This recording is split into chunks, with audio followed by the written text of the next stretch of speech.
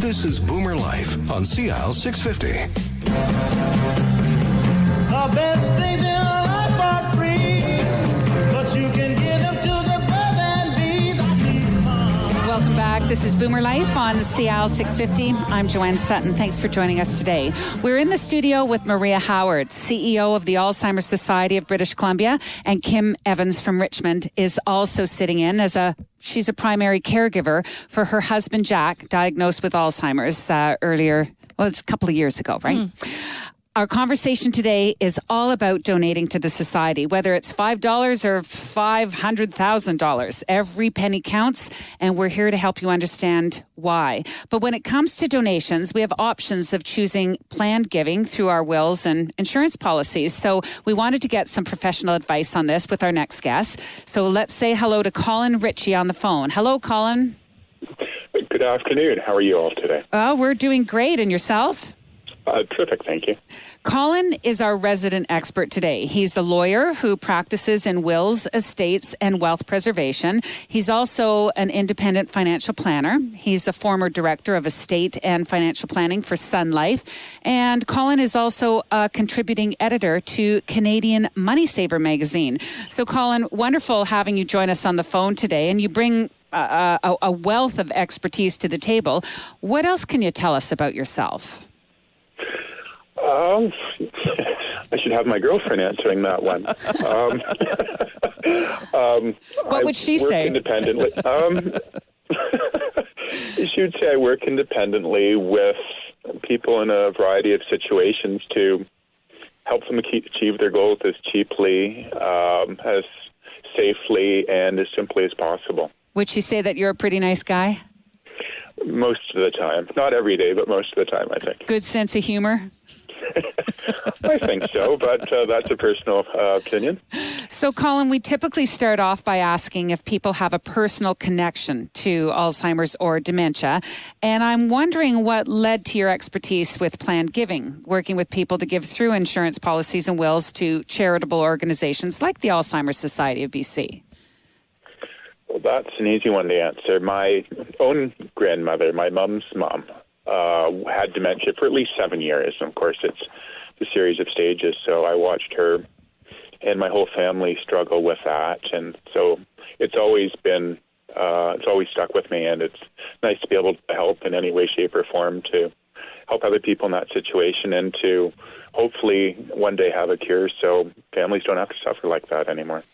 So when it comes to planned giving, what are some of the questions that people should ask themselves when they're trying to make that decision about giving to a charitable donation as part of their legacy?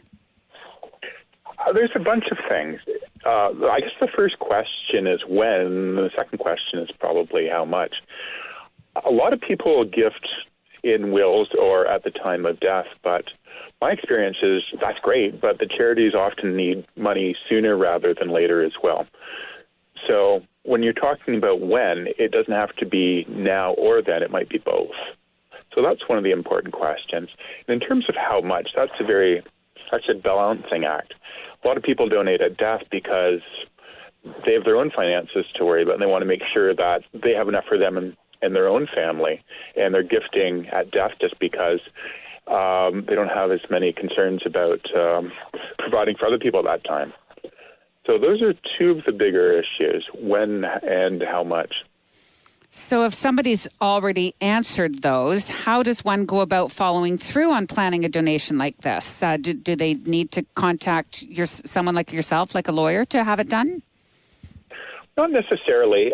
I think it's good to talk to a financial planner, but it's also really a great idea to talk to the charities themselves. A lot of them have gift planners in residence who can help people identify the best way and the best time of making a gift.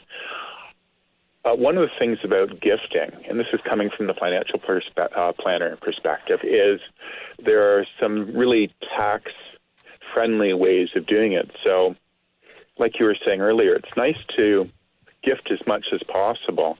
And if you can save on the tax along the way, everybody wins except the government, and I'm okay with that. Is there any tips you would like to share with us right now about a tax-friendly donation and how that's done? One of the things that I love to talk to clients about is gifting publicly traded securities, mutual funds, seg funds, stocks, bonds, in their current form directly to the charities. What happens is the government has generously agreed to waive any capital gains people would have to pay at the time. Usually when you sell a stock and it's in a gain position, you have a capital gain that you have to declare on your tax return. But in cases like this, the government forgives the gain, but you get credit for what the stock was worth at the time of donation. So say you've got $10,000 worth of shares that you bought for $2,000. You get credit for a $10,000 gift, but you're skipping paying tax on the $8,000 of profits along the way. Very interesting. Definitely write that one down to talk to your planner about. Maybe, Colin, can you speak about any challenges that one might face when making donations to a charity? Are there any considerations to have? One of the things a lot of clients talk to me about is how the money is going to be used. People are very, very interested in that these days. So I think one of the challenges people have is making sure or satisfying themselves that the money is going to be used in the way that they want it to be used. Some people are big fans of research. Some people want it to be used for care and treatment. So I think for people who are interested in donating, it's a great idea to not only talk to the gift planner, but to also ask questions about how the money is going to be spent, because I think a lot of the times the charities can accommodate those wishes as well.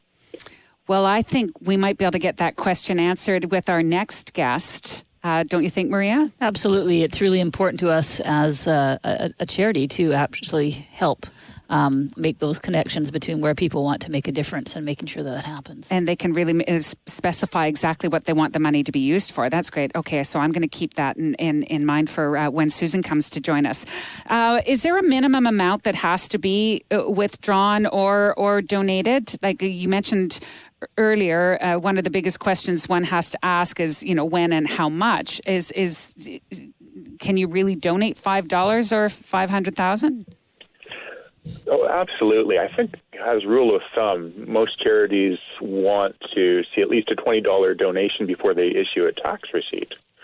But every little bit helps. For the bigger gifts, I think that's the situation where you need to invest in some more planning along the way to achieve the best result for yourself and for the charity. One of the things, too, that I think is a forgotten planning tool is donating life insurance policies. A lot of people maybe don't need the policies anymore during their life. They've got something that they paid for 20, 30, 40 years in order to protect their families, but say they're a widow or a widower at the time, and the protection isn't necessary going forward, and they don't like having to pay premiums each year for something that's not required. But in cases like that, people can donate the policies that they're not going to use, get a tax credit for what the policy would be worth on the open market, not what the cash value is. Sometimes these policies would pay you maybe $50,000 if you cashed it in, but for larger policies, what it's actually worth on the open market can be many, many times that. So I'm going off in a bit of a tangent, but one of the things that's important for people to look at is creative ways of gifting. To maybe if they're worried about how they can come up with money, talk to a planner, because there's examples like that where people have assets that are extremely valuable to other people that aren't valuable to themselves, and they can help, and everybody wins. I don't think you went off on a tangent at all. I think you planted some really great seeds and some great ideas of how we can make giving an option, especially with the insurance policies.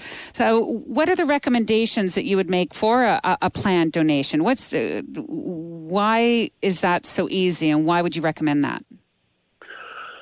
Planned donation is the best way to go, just because the best chance of your money being used the way you want, and the best way of gifting tax effectively. So your money's going further in two ways. So It's an easy process. People are very passionate about what they want to do. They want to help you. And I think it's a win all around. So when one makes the answers the questions of when I'm going to make a charitable donation and how much I'm going to donate to charity, who's the first person they should talk to? Their banker, their financial planner, a lawyer? Where's the best place for someone to start? I don't know if there has to be just one place to start first, but if I had 2 or 3 places to start, talk to the financial planner. They can identify assets that are the best assets to maybe gift. And talk to the charity. And it's also kind of a team effort along the way. If you've got a good planner, that person can also contact and work with the gift planner as well. So it's not just contacting one person, but kind of roping in a bunch of people, and they can work together to come up with the best solution that fits an individual situation. It sounds great. Colin, you've made it sound very easy for us. Is there anything else that you'd like to share? Oh, that's an open-ended question. Yes, it is.